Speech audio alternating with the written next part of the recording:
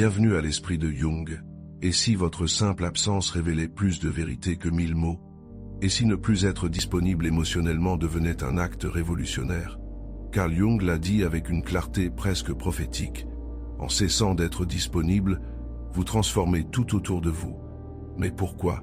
Pourquoi ce silence, ce retrait, ce refus d'être toujours là pour tout le monde provoque-t-il tant de remous? Pourquoi, quand vous arrêtez de répondre, certains s'agitent, d'autres s'éloignent, et quelques-uns vous montrent enfin leur vrai visage? Ce n'est pas de l'indifférence, ce n'est pas du mépris, c'est autre chose, quelque chose de plus profond. C'est le début d'un éveil. Ce que vous allez découvrir ici, ce n'est pas un conseil pour être plus fort dans vos relations, c'est un voyage. Avez-vous déjà remarqué comment certaines personnes réagissent lorsque vous n'êtes plus aussi disponible qu'avant? Partagez votre expérience dans les commentaires. Un voyage intérieur vers la souveraineté émotionnelle, vers ce lieu sacré où votre silence devient un langage et votre absence une révélation. Vous avez passé une vie à vous rendre disponible, à apaiser, à comprendre, à sauver. Mais aujourd'hui, une question s'impose. Et vous, qui vous sauve? Vous. Bienvenue dans ce que j'appelle le pouvoir du silence conscient. Un pouvoir que personne ne vous a appris à utiliser, mais qui peut changer votre vie, à partir de maintenant. Il vous est déjà arrivé de quitter une pièce et de sentir que quelque chose avait changé, un silence pesant, un regard évité, une tension nouvelle. Vous n'avez rien dit, rien fait, et pourtant votre absence a provoqué un déplacement invisible dans l'air. Ce n'est pas un hasard. Ce phénomène a un nom dans les profondeurs de la psychologie. La force énergétique de la présence retirée. Vous avez toujours cru que c'était vos mots, vos gestes, votre gentillesse qui créait du lien. Mais la vérité, c'est que c'est votre disponibilité permanente qui a façonné un équilibre fragile, souvent injuste, et surtout, un équilibre construit sur vous. Tant que vous êtes là, toujours prêt à écouter, à consoler, à soutenir, le monde autour de vous continue à tourner dans sa mécanique inconsciente. Mais dès que vous vous retirez, même sans colère, même sans drame, tout vacille. Les masques tombent, les silences deviennent éloquents, les regards cherchent ce qu'ils ont perdu, parce que vous étiez devenu un pilier émotionnel invisible. Et personne ne vous l'avait dit, vous ne le saviez même pas. C'est là que commence le mystère du pouvoir que vous portez. Non pas en étant présent, mais en cessant de l'être. Ce n'est pas un pouvoir égotique, ce n'est pas une manipulation, c'est une vérité psychique profonde. Le retrait conscient déstabilise les dynamiques inconscientes, et cela révèle tout. Qui compte vraiment? Qui vous utilisait inconsciemment? Qui vous voyait vraiment? Et qui ne voyait que le confort que vous offriez? Le silence ne crée pas le vide, il crée un miroir, et ce miroir fait peur. Se taire peut être un cri, se retirer peut être un acte d'amour pour soi. Dans quelle situation de votre vie avez-vous ressenti que votre silence était plus puissant que vos mots? Qu'avez-vous découvert à ce moment-là? Pendant longtemps, vous avez cru qu'il fallait parler, expliquer, argumenter. Vous avez tendu la main 1000 fois, même quand elle tremblait. Vous avez cru que le lien se nourrissait d'efforts, de justifications, de présence constante, mais un jour, quelque chose en vous se brise doucement. Un épuisement silencieux vous traverse, et vous comprenez, il est temps de choisir le silence. Mais attention, il ne s'agit pas de fuir. Le silence dont je parle n'est pas une fuite ni un mur de froideur. C'est un choix stratégique, un geste de lucidité. C'est l'instant où vous cessez de réagir automatiquement, où vous refusez de nourrir des dynamiques qui vous vident, où vous vous offrez une pause sacrée pour sentir ce qui est vrai. Dans un monde qui valorise l'hyperdisponibilité émotionnelle, le silence devient un scandale. Votre absence est vécue comme une trahison. Votre calme est perçu comme une provocation. Pourquoi? Parce que vous ne jouez plus le jeu, et cela dérange ceux qui en profitaient, même sans le vouloir. Le silence conscient n'est pas une punition, c'est une rupture de contrat inconscient. C'est dire sans un mot, je ne suis plus disponible pour porter ce qui ne m'appartient pas. Et là, vous commencez à exister autrement, non pas en fonction des attentes, mais à partir d'un centre intérieur plus fort, plus lucide, plus libre. Ce choix n'est pas facile.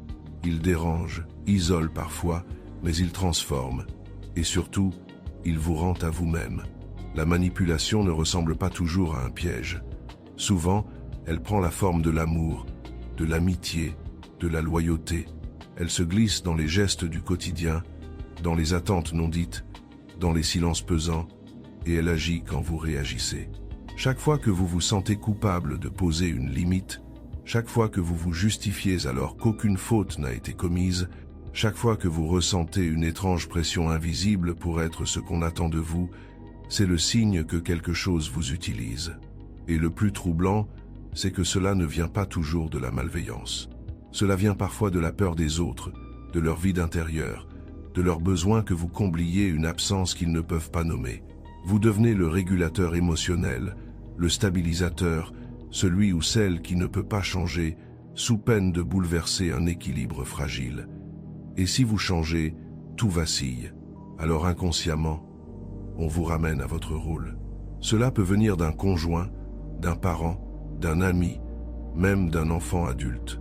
Pas de cris, pas d'ordre, juste des soupirs, des silences, des regards blessés, et vous cédez. Et c'est ainsi que, lentement, sans vous en rendre compte, vous cessez d'être vous-même pour éviter le chaos autour de vous. Pouvez-vous identifier un domaine de votre vie où vous avez sacrifié vos besoins pour maintenir un équilibre qui ne vous servait pas? Comment pourriez-vous reprendre votre pouvoir aujourd'hui? Mais ce chaos ne vous appartient pas. Il faut du courage pour voir ça, pour reconnaître que vous êtes emprisonné dans un système affectif où votre rôle est de réparer ce qui ne vous concerne pas. La première étape pour sortir de cette manipulation silencieuse, c'est d'apprendre à ne plus réagir automatiquement, à reconnaître ce qui est à vous et ce qui ne l'est pas. Et dans ce vide laissé par votre non-réaction, une vérité nouvelle apparaît. Votre liberté dérange parce qu'elle révèle l'emprise. Être toujours là pour les autres peut sembler noble, mais à quel prix? Et surtout, au détriment de qui? À force de répondre immédiatement, de deviner les besoins, d'absorber les émotions, vous devenez prévisible émotionnellement. Et ce qui était au départ une qualité devient une faiblesse exploitable. Les autres n'ont même plus besoin de vous demander. Ils savent que vous serez là, toujours, quoi qu'il en coûte. Vous devenez le point fixe d'un monde instable, celui ou celle qui comprend, qui excuse, qui s'adapte. Et peu à peu, vous disparaissez. Car plus vous êtes disponible, moins votre présence est perçue comme précieuse. Elle devient acquise, attendue, exigée. Et votre fatigue, vos besoins, vos frontières intérieures deviennent invisibles. On ne vous demande pas si vous allez bien. On vous demande ce que vous pouvez encore donner. Et cela, vous le sentez. Même si vous n'osez pas encore le dire. Il y a un mot pour ça, l'auto-abandon. Et il commence par le plus doux des mensonges. Ce n'est pas grave, je peux encore tenir. Mais à force de tenir, c'est votre monde intérieur qui se fissure. Votre silence devient lourd. Votre corps commence à parler à votre place. Insomnie, douleur, fatigue chronique. Et un jour, vous n'avez plus rien à offrir, parce que vous ne vous êtes jamais offert à vous-même. Il ne s'agit pas de devenir égoïste. Il s'agit de comprendre que votre disponibilité ne doit plus être automatique. Elle doit être un choix et non un réflexe, car le véritable amour, pour les autres comme pour soi, ne naît jamais de l'épuisement, mais de la vérité. Il y a une souffrance que peu de gens osent nommer, celle de jouer un rôle si longtemps qu'on finit par se perdre dedans. Jung appelait cela la persona, le masque social que nous portons pour être aimé, accepté, intégré. Ce n'est pas une erreur, c'est une nécessité au début. Mais quand ce masque devient permanent, quand il remplace peu à peu votre vérité intérieure, alors il cesse d'être un outil et devient une prison. Vous vous montrez fort, compréhensif, stable. Vous souriez quand ça brûle à l'intérieur. Vous dites oui quand tout en vous crie non. Et le pire, les autres vous croient. Ils aiment ce masque. Ils le trouvent rassurant, pratique, adapté à leurs besoins, mais ils ne vous voient plus. Et vous, à force d'être ce qu'on attend de vous, vous cessez de sentir ce que vous attendez de vous-même. C'est cela, l'auto-abandon subtil. Il ne crie pas. Il ne fait pas de scandale. Il se glisse dans les gestes du quotidien, dans ses compromis muets, dans ces silences où vous vous trahissez un peu plus chaque jour. Et un jour, vous vous regardez dans le miroir et une question glaciale surgit. Où suis-je passé? Le masque a fini par recouvrir le visage, mais voici la vérité libératrice. Vous n'avez pas à le porter pour être digne d'amour. Ce que vous cachez par peur de perdre les autres, c'est justement ce que vous devez révéler pour vous retrouver. Ce n'est qu'en laissant tomber la persona, doucement, consciemment, sans culpabilité, que vous pourrez retrouver le fil de votre être. Celui qui ne mendie plus l'amour, mais qui le rayonne, à partir d'une vérité intérieure. Et cela commence par un acte simple mais radical, oser ne plus être à la hauteur des attentes.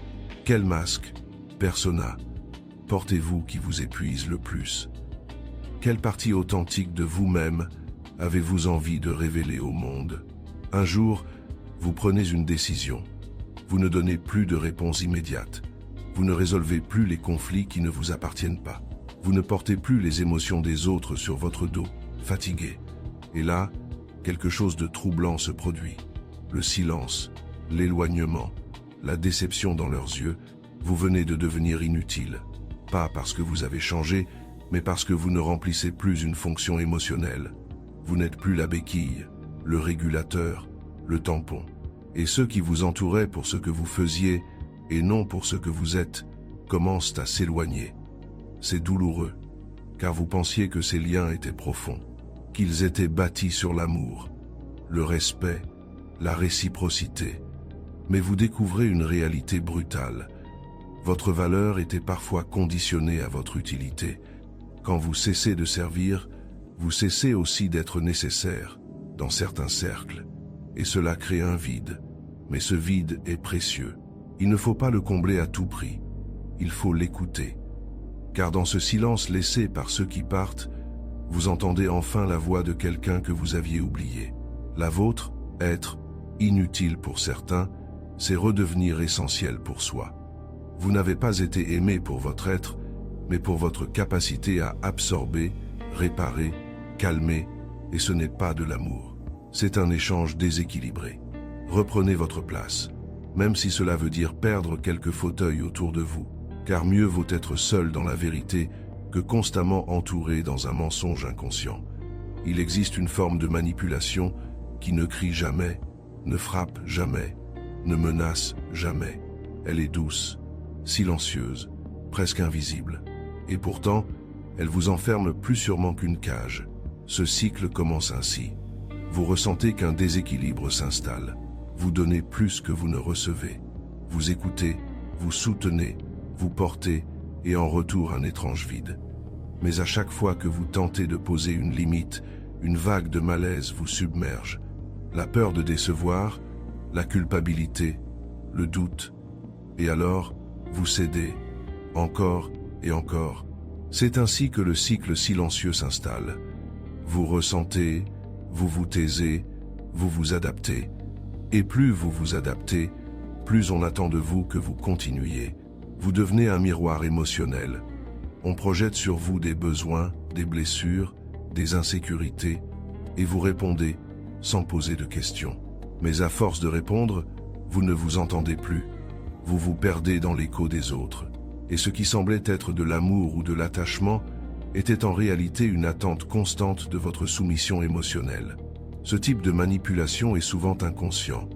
Les personnes impliquées ne cherchent pas à vous blesser. Elles cherchent à ne pas s'effondrer. Et pour cela, elles ont besoin que vous teniez, toujours. Mais ce n'est pas votre rôle. Et ce n'est pas votre salut. Pour briser ce cycle, il ne suffit pas de s'éloigner physiquement. Il faut d'abord se reconnecter intérieurement. Revenir à cette voix en vous qui dit « Ce n'est pas moi que l'on voit, c'est ce que je donne ». Et alors, une vérité puissante émerge.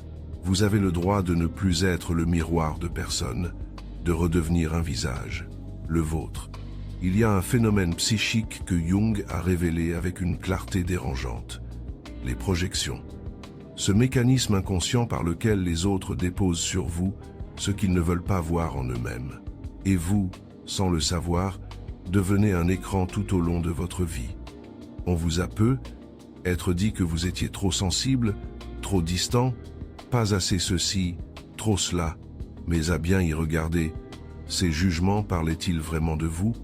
Ou bien reflétaient-ils des parts d'eux-mêmes qu'ils ne supportaient pas de voir? La projection est insidieuse. Elle vous enferme dans un rôle que vous n'avez pas choisi.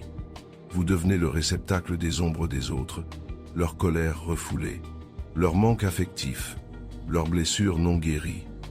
Et quand vous ne jouez plus le rôle qu'ils attendent de vous, vous devenez le problème. Ce n'est pas vous qu'ils rejettent, c'est ce que vous reflétez malgré vous. Et c'est là que tout se complique.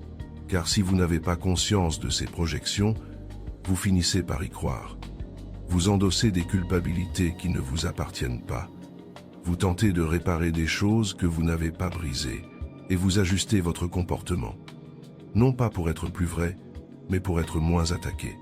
Mais une chose est certaine, vous ne pourrez jamais être aimé véritablement tant que vous êtes vu à travers les projections des autres.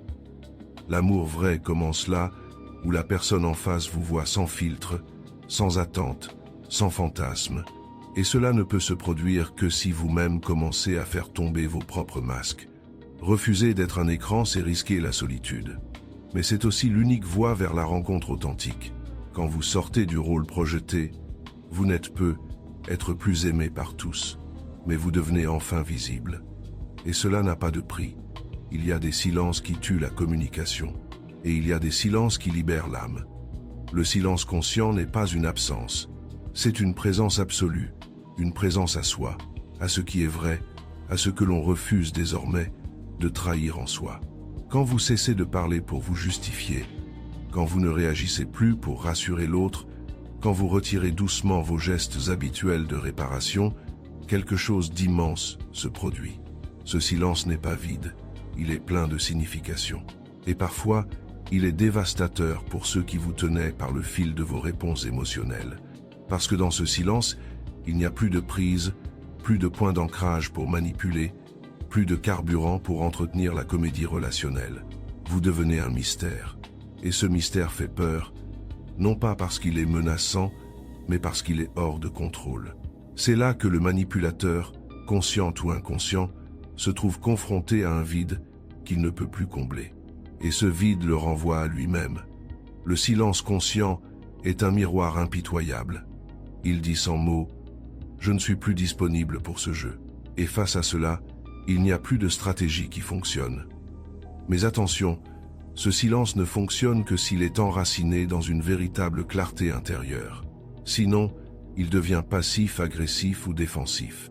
Il ne s'agit pas de punir, il s'agit de reprendre possession de son espace intérieur, de ne plus alimenter ce qui nous abîme. Le silence, quand il est choisi avec conscience, devient un acte de souveraineté. Il ne fuit pas, il affirme.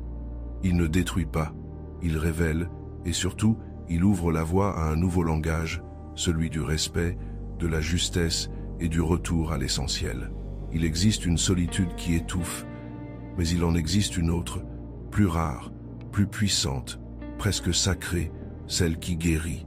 Le monde moderne nous a appris à craindre la solitude, à la fuir à tout prix, à combler chaque vide par des bruits, des distractions, des relations de secours. Mais Jung nous enseigne autre chose. C'est dans le retrait conscient que l'individuation commence. Ce mot peut sembler lointain, abstrait, mais son essence est simple, devenir soi. Enfin, dépouiller des rôles, des masques, des attentes extérieures, un retour vers le centre, vers cette voix en vous que vous avez trop longtemps ignorée. Le repli sacré n'est pas une punition, ce n'est pas un isolement amer, c'est un acte d'amour, un recentrage, une reconquête. Pendant cette période, certaines vérités émergent, des souvenirs, des douleurs refoulées, des désirs oubliés. Tout ce qui avait été mis de côté pour tenir le coup, pour faire bonne figure, remonte à la surface et cela peut faire mal. Mais cette douleur est féconde. Elle n'est pas là pour vous détruire, elle est là pour vous réveiller. Vous apprenez alors à distinguer ce qui vient de vous et ce qui vous a été imposé. Vous cessez de courir après des reconnaissances extérieures. Et, pour la première fois vous commencez à ressentir la douceur d'être seul, sans être vide. C'est dans cette solitude habitée que naissent les plus grandes transformations. Là où vous ne cherchez plus à être utile, accepté, validé, mais simplement vrai, et ceux qui auront la maturité d'âme pour vous rencontrer à ce niveau-là resteront, les autres partiront, et c'est très bien ainsi. Il y a quelque chose de profondément révélateur dans l'absence, pas l'éloignement physique, mais l'absence émotionnelle, énergétique. Ce moment précis où vous cessez d'être là pour les autres comme avant, où vous retirez votre présence comme on retire une lumière. Et alors, vous voyez qui panique, qui vous accuse, qui s'éloigne sans un mot, qui tente de vous faire revenir dans l'ancien rôle, et, parfois, qui vous respecte enfin. Car votre absence agit comme un révélateur silencieux. Elle met à nu les vérités que la présence constante dissimulait, tant que vous étiez là, prévisible, disponible, conciliant. Les dynamiques relationnelles suivaient un scénario bien rodé. Mais votre retrait casse ce rythme, et tout ce qui était caché sous la surface remonte. Les dépendances affectives, les attentes unilatérales, les jeux de pouvoir déguisés. En amour, votre absence fait émerger la structure réelle de vos relations. Qui vous aimait et qui aimait ce que vous apportiez. Qui vous voyait et qui ne voyait que sa propre projection sur vous. Cette étape est à la fois bouleversante et libératrice. Vous prenez conscience que certains liens n'étaient pas de l'amour, mais des contrats silencieux. Tu es là pour moi, même si tu t'oublies. Et lorsque ce contrat est rompu par votre silence, vous découvrez deux choses. La solitude peut être paisible et la présence des autres parfois toxique. Mais vous apprenez aussi à faire la paix avec ces révélations, à ne plus juger, à laisser partir ce qui ne peut plus rester. Votre absence n'est pas un abandon, c'est une réaffirmation de votre existence. Et ceux qui vous aiment vraiment ne chercheront pas à vous contrôler. Ils apprendront à vous rencontrer là où vous êtes, devenu vrai. Il y a un moment après la tempête où le silence devient espace, où la solitude devient paix, où la rupture devient renaissance. Après avoir écouté ce message de Jung, quelle est la première limite que vous allez poser dans votre vie? Et qu'attendez-vous comme transformation suite à ce geste? Ce moment n'arrive pas tout de suite. Il faut d'abord traverser l'inconfort, le vide, les remises en question. Il faut laisser mourir ce qui ne vous servait plus, ce qui vous définissait faussement, ce que vous croyiez être vous, mais qui n'était que peur ou habitude. Mais un matin, sans prévenir, vous vous réveillez plus léger. Un nœud s'est défait à l'intérieur, vous ne réagissez plus comme avant. Vous ne ressentez plus ce besoin de plaire, de justifier, de sauver. Quelque chose en vous s'est recentré. Ce n'est pas spectaculaire, ce n'est pas glorieux, mais c'est vrai. C'est là, dans cette discrète reconstruction, que le nouveau vous commence à naître. Moins bruyant, moins accessible, mais infiniment plus authentique. Vous devenez sélectif, non pas par orgueil, mais par intégrité. Vous ne laissez plus tout le monde entrer. Vous ne donnez plus accès à votre énergie, à votre cœur, comme s'ils étaient des biens publics. Et ce changement profond provoque autre chose. Votre regard sur le monde change, vous voyez clair. Vous sentez quand une parole est vide, quand un geste est intéressé, mais vous sentez aussi, plus intensément qu'avant, la vérité, la bonté, la simplicité. Ce tri intérieur n'est pas une fermeture, c'est une maturation. Vous n'avez plus besoin de refaire votre vie extérieurement. Vous êtes en train de refaire votre vie intérieure, et cette renaissance n'a pas besoin d'applaudissements. Elle se suffit à elle-même, car elle est votre retour à l'essentiel, à votre paix, à votre voix, à votre véritable présence. Arrive un moment inévitable, silencieux, souvent solitaire, où une décision doit être prise. Pas une décision de surface, mais une décision fondatrice. Continuer à porter le masque ou enfin embrasser sa paix, c'est être l'une des décisions les plus difficiles d'une vie. C'est ce qu'il faut faire, car le masque vous a protégé. Il vous a permis de fonctionner, de survivre, d'être aimé, du moins en apparence. Mais il vous a aussi épuisé, vidé, éloigné de vous-même. Jung disait que la persona est nécessaire pour vivre dans le monde, mais que l'âme, elle, ne s'y reconnaît jamais entièrement. Alors, à un moment donné, L'âme frappe à la porte et demande « Vas-tu continuer à me trahir pour être aimé ?» Le choix se présente sous 1000 formes. Dire non quand vous avez toujours dit oui.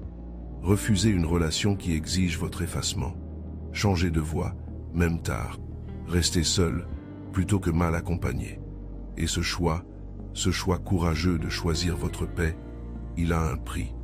Il peut vous faire perdre des liens, du confort, de la reconnaissance. Mais ce qu'il vous offre en retour est inestimable. Il vous offre la cohérence intérieure, la sensation de ne plus vous mentir, la joie discrète d'être en accord avec vous-même, même quand personne ne vous regarde. Choisir votre paix, ce n'est pas tourner le dos au monde. C'est y revenir debout, entier, vrai. Et ce type de présence, silencieuse, enracinée, non négociable, change tout. Elle attire moins de monde, mais elle attire ceux qui voient vraiment. Alors voilà la question que vous seul pouvez affronter. Jusqu'à quand sacrifierez-vous votre paix pour maintenir une image? La vie vous offre une dernière invitation. Non pas à devenir quelqu'un d'autre, mais à revenir vers vous, sans masque, sans devoir, sans peur. Et si aujourd'hui, pour la première fois, vous répondiez « Oui, je choisis ma paix », ce serait peu être la fin d'une illusion, mais ce serait surtout le début de votre vraie vie. Merci d'avoir regardé cette vidéo jusqu'au bout. Si ce voyage intérieur a résonné en vous, si certaines vérités ont touché quelque chose de profond, je vous invite à vous abonner à la chaîne pour ne rien manquer des prochaines réflexions. Votre présence ici est précieuse. Pensez à aimer la vidéo si elle vous a parlé. Cela aide beaucoup à faire circuler ce type de contenu sincère et nécessaire. Et surtout, n'hésitez pas à écrire dans les commentaires quel chapitre vous a le plus marqué, quel passage a réveillé une mémoire, une douleur, une prise de conscience, et quelle est votre histoire avec le silence, le retrait, la renaissance personnelle. Je lis chaque message avec attention. Ce lieu est aussi le vôtre, un espace pour partager, se rencontrer, guérir. Merci d'être là. À très bientôt.